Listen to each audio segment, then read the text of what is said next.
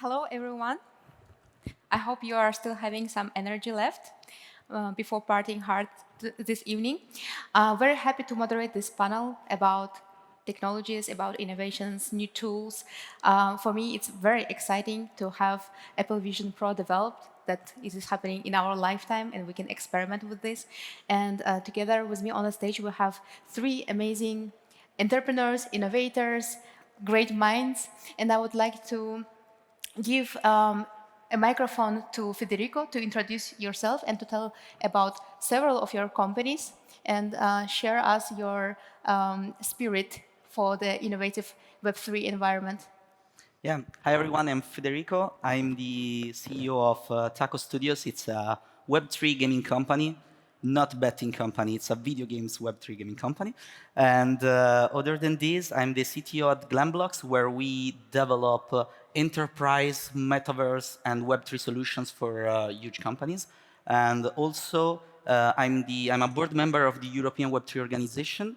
And other than this, I'm the founder of a viral app on the Apple Watch that led me to explore and go deeper into the whole Apple ecosystem. And that's why, for example, I had already the chance to work on some products and stuff on the Apple Vision Pro.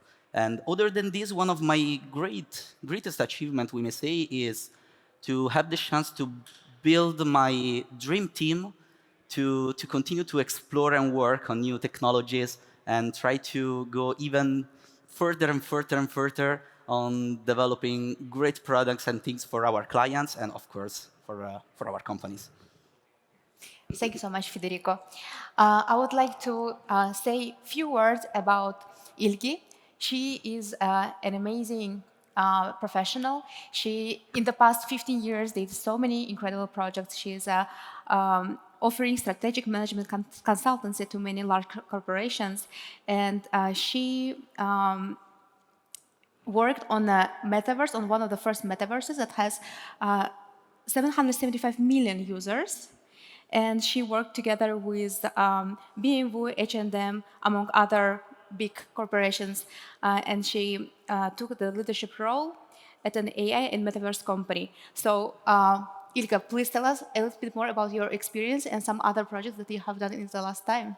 Wow, what an introduction. Thank you. Yeah, so you covered basically everything. I work as a strategy innovation consultant, mainly with the focus around helping large enterprises with their innovation agenda. And you mentioned Macy's project that we did. And actually, as of yesterday, we got the Webby Awards, which is like a huge highlight. BMW, JLR, and so I helped them with their digital program launches or their first ever metaverse launches, led the strategy part. And I also work with companies like Pernod Ricard. I was running their innovation lab, and before that, Telco. So I nowadays call myself a corporate dropout.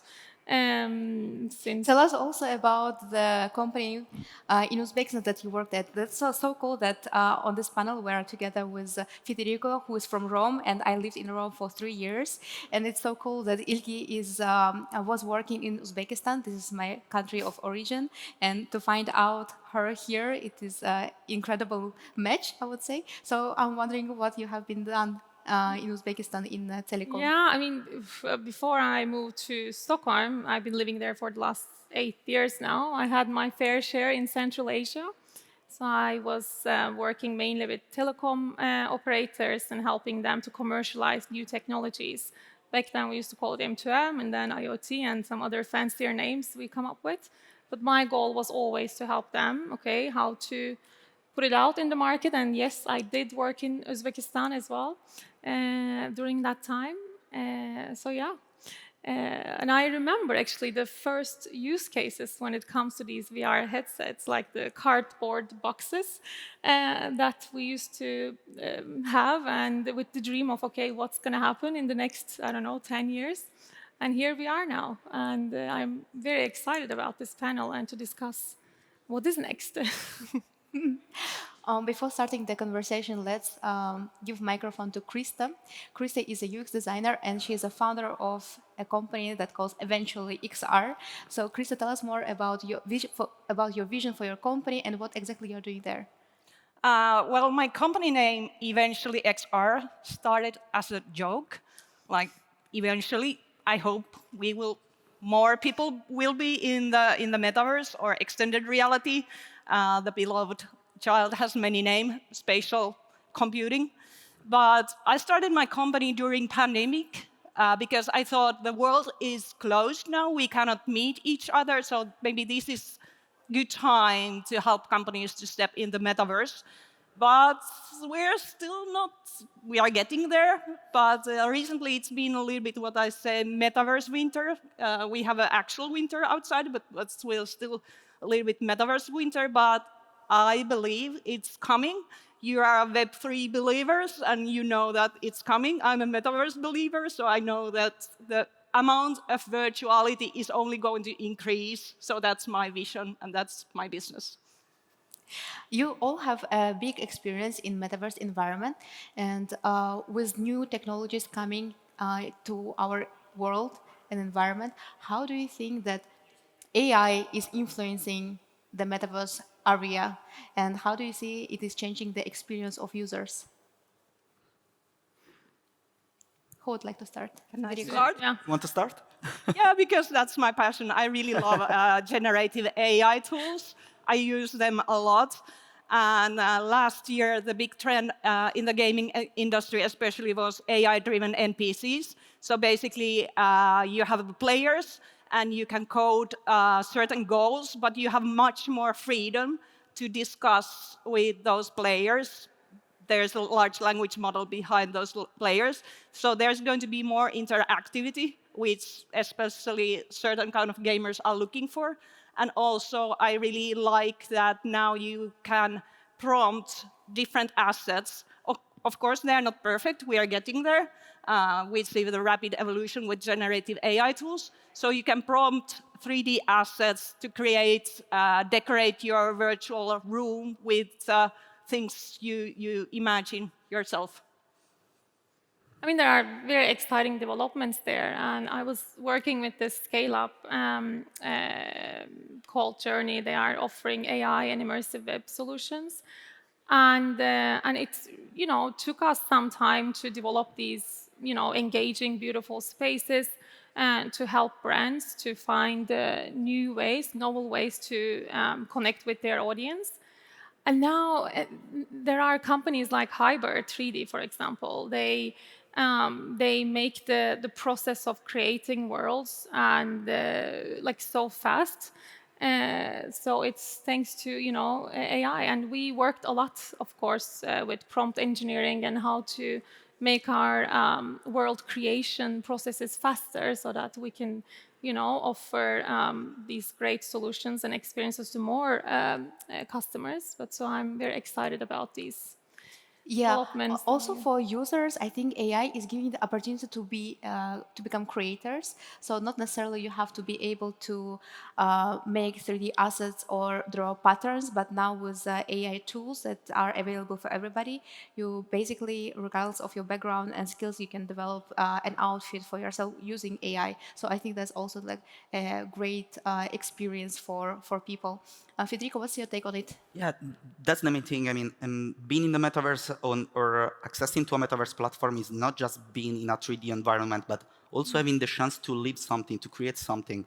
And AI, with generative AI systems, we have the chance to build anything just by thinking, and okay, you need to write about it, but just thinking, imagining, and trying to describe what you want. So as you said before, that's the biggest thing we can see in the metaverse, in the inclusion of AI systems into metaverse systems.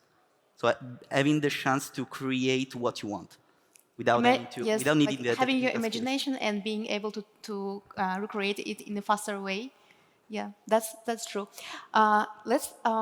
We know about a lot of successful cases and great news in our environment, but let's discuss some of I would not call that negative sides, but more dramatic experiences that some companies had. Um, how do you think? What do you think about some layoffs? And if you can give some examples of companies who experienced some difficulties when they were creating their projects in metaverses. Okay, soap opera time. I mean, obviously, we're all hearing about these layoffs for the last 6 months. And when it's coming from industry leaders, it gives certain signals to the market that okay, what's going to happen now, and where the direction will go for the future developments. But I'm very much optimistic, and I guess you were referring to Meta or Nike layoffs. Well, Meta is still loved by Wall Street guys, right? So if you check the stock prices I don't know if you saw the latest also announcement by Mr. Mark yesterday. So I mean, it's optimistic. So, and when it comes to the other companies, like other industry leaders like Nike, of course, it's going to affect the sportswear apparel industry when they see that okay, they are now getting rid of their Web3 and innovation departments. But when I read the expert opinions about that, so when people are started to judge their, compare the numbers when it comes to .swoosh with their yearly revenue, I feel like this is such a wrong angle. Because that swoosh project or their acquisition of Artifact was never the case of, okay, now this is a sales contest for us, but it's more a case of how can we stay relevant as a brand across generations so that we can continue to provide value. And that value is not just the footwear, but it's more the experience. How can we really hold the pulse of the market? And these are all the initiatives that they have done to be able to do that. So directionally, I think it's right. They're still on the right track. But yes, the outcomes, I mean, we all heard about these layoffs coming from these giants. I'm optimistic. That's a short answer. And long answer, you already heard. Yeah. But do you think they will be opening up again these teams in the future? Like we're developing the environment, we're working with these new tools, and then if we see that they are closing the departments that are concentrated on Web3 tools, then do you think they will be opening up again because we are pushing this industry forward? Well, I don't know which company. Like, if we continue with Nike example, I mean, they've been talking about, okay, we're going to put the focus and innovation where it belongs, and it's product-oriented, which I don't agree. And I don't think it's a shared also opinion by all the executives there.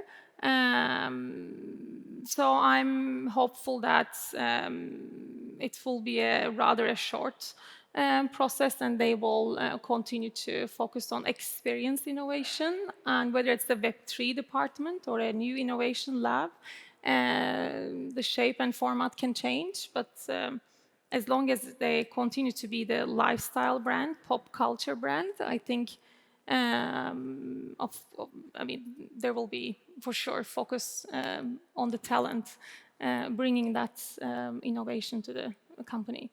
Krista, you wanted to add something? Yeah, now we are talking a lot about consumer metaverse. And on consumer metaverse, there is more fluctuations up and down. But the thing that has been quite solid and is growing is, of course, industrial metaverse. Yeah.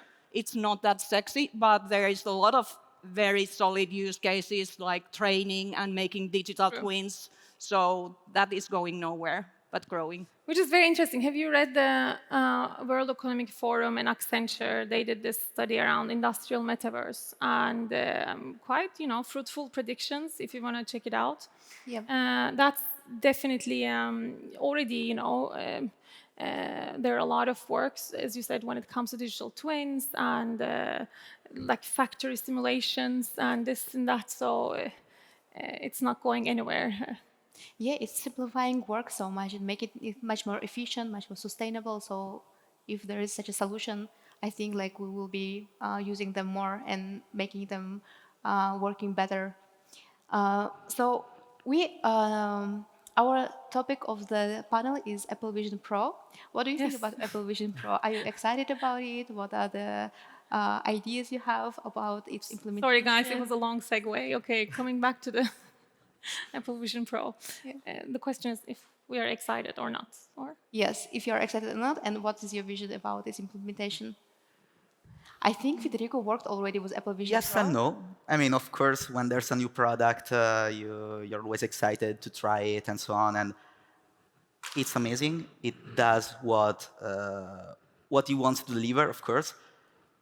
But it's really, really, really limited on the development side. For example, it's like a huge tool for accessing to new entertainment systems, we may say, like new ways to watch a movie, a video, or okay, VR experiences. But we already had headset from almost 10 years ago, so it's not really going to disrupt on that. What Apple is trying to do is to push it on the business side, on the industrial side, like was said before. So maybe that's what they're doing. I mean, Apple has always been not exclusive, but mainly a consumer focused company, a consumer-oriented company. While in the meantime, with IBM, worked on something like 150 apps only for B2B. But that's something that, of course, the normal user doesn't see. Maybe the Apple Vision Pro is another B2B industrial product. But what I think is that they launched it as a consumer product just to make a statement. Like, that's how you should build a VR, XR, spatial, product. They don't even call it headsets. I think it's good that it's subliminal message. That they want to keep the focus on the experiences Yeah, exactly. and not a gadget game. And so yeah, it's smart move. But can you give some example of use cases of B2B solutions for companies using Apple Vision Pro? Yeah, especially in training, because thanks to the high resolution cameras and screens that it has, you can really have a seamless experience like it was AR, but with the resolution, we may say, and uh, not field of view, but quality of a VR system, okay, compared to the HoloLens, for example. So for training, on the job training, you don't have to hold anything else to work on something and then check the steps you need to do, all the procedure, for example. So mainly for training. Totally agree. Krista, you are a creator and developer of assets. What do you think about Apple Vision Pro, and how do you think it will help your business, and how you can use this tool to speak with your clients? Well, as Federico said, that he believes in B2B side, and that's quite funny because I thought that Apple Vision Pro is going to be bigger in a consumer side, but it's maybe too early to say. But it's definitely not a gaming device because gamers, they love their controllers, they get the haptic feedback, and Apple Vision Pro hasn't even launched fully immersive. They don't like me to say in virtual reality, but they haven't launched a fully immersive gaming experience. So I think they are not even stepping into that space. They try to be more into entertaining, meaning 180 kind of film experience.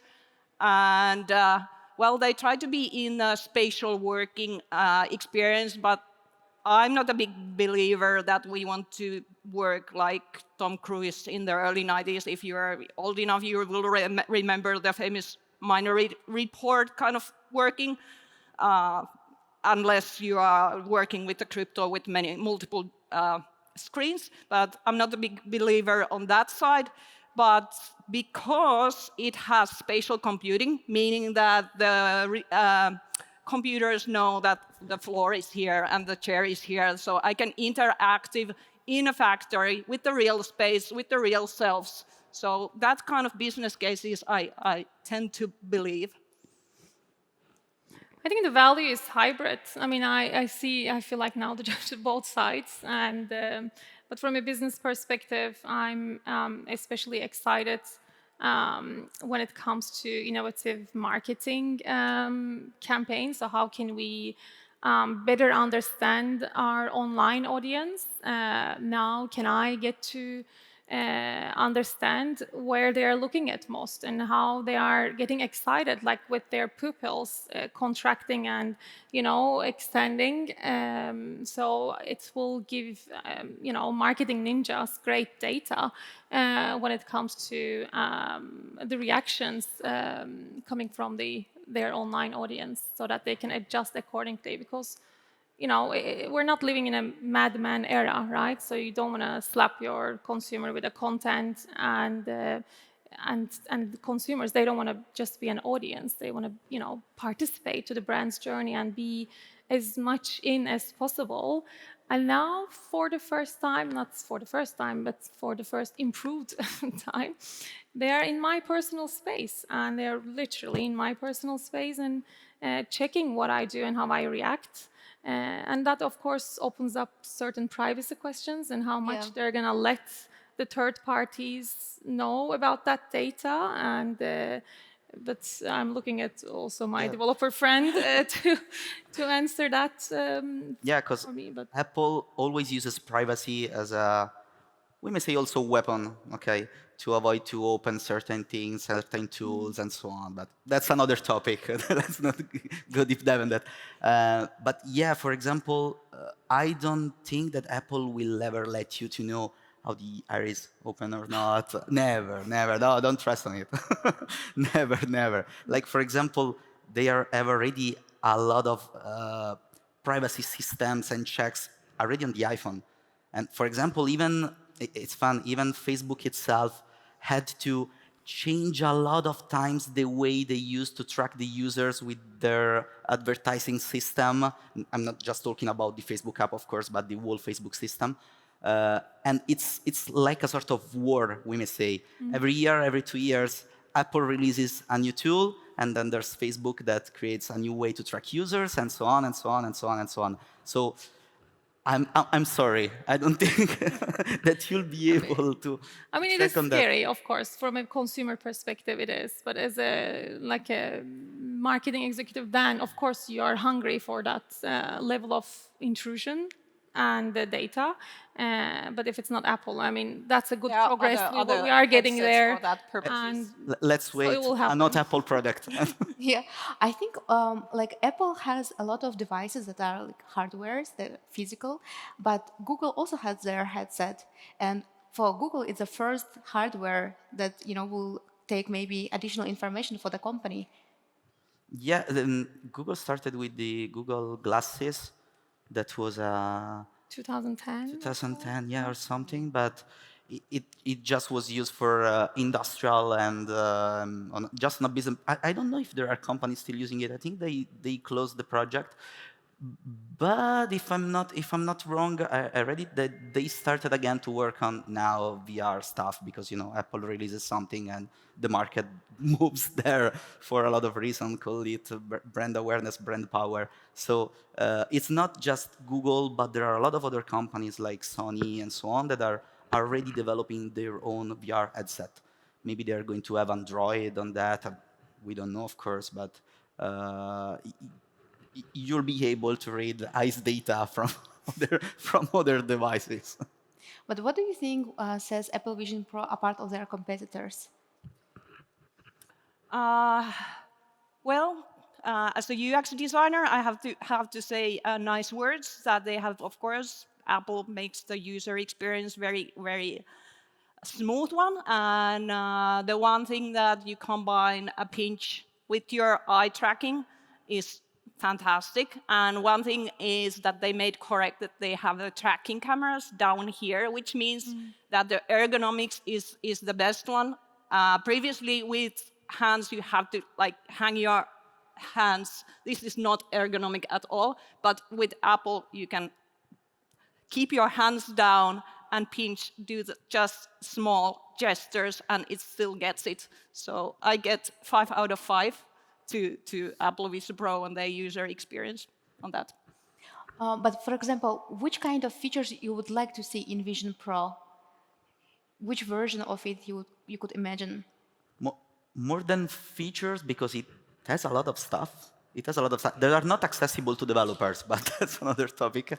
But it's coming, the developer kit and everything that the they talk developer kit about is now. super strict. Maybe they're going, of course, in the next years.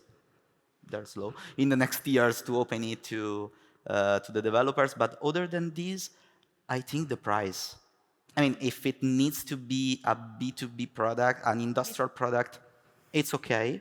It may be okay. Let's say may be okay, because imagine going around with a cord with your battery in your pocket in an industrial environment.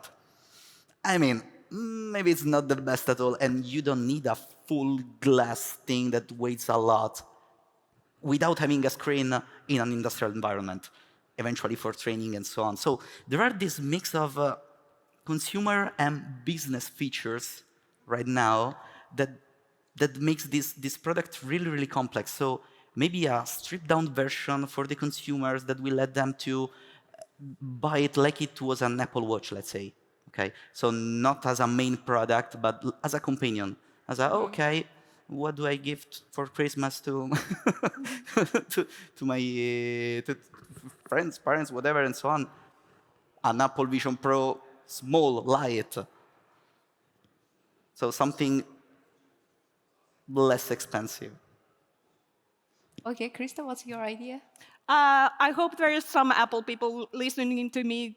To my wish list is that Apple makes very good content on Apple TV. One of my favorite series was a series called Silo, sci-fi series. So I wish that they would combine something that they produce with the 2D screen with the 3D experience. So for example, if you know, Silo is located in an industrial environment, a little bit like this, but you could continue the experience after the series. You can capture this room as a 3D experience, and after the seeing film, you could actually step on that virtual environment and, for example, do geocaching or something solve missions on the similar kind of that has a storyline. So I hope they will extend the TV series content with 3D dimension. That would be very cool. But now we're speaking more about entertainment, right? Yeah. What are your other ideas about entertainment and Apple Vision Pro? Well, not gaming. For sure not gaming, unless they are going to release the Apple controller, I don't know, the something that costs 1K just to play games from Apple.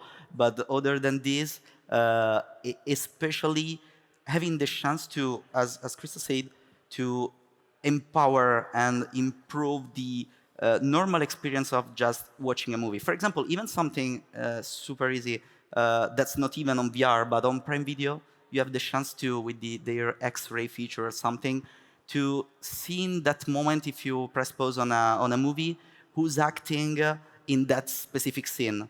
So the actors' info and their bio and so on. Because you're Googling this information while you're watching actually. Yeah, exactly. So having the chance to have it a bit more around you, because now you don't have just a screen, but more like was said before. Maybe that's the thing, because we need a lot of stimulus. We need them. We now are extremely multitasking. So maybe that's what the entertainment industry will should try to do, to even add more stimulus. I mean, I'm for less stimulus, but that's what the people want. So That's true. Like Apple is known for intuitive features, so I think this is very intuitive, and definitely it could be a good idea for them to develop. So we have to close our panel, but I would highly recommend everybody to come and meet our amazing speakers around here and ask them questions. They have enormous experience in their own industries, so they are very interesting people to discuss some important and difficult, complex topics. So I totally recommend to meet them closer. Guys, where people can follow you in case they would like to catch up with you later? Here, they can follow us. No, LinkedIn, I would say. Instagrams, LinkedIn. Like, Yeah, LinkedIn. LinkedIn. Is perfect. Yeah. Okay, like just search their name on social media and get in touch with them. Thank you so much for listening, and I hope you enjoyed the topic. Thank you.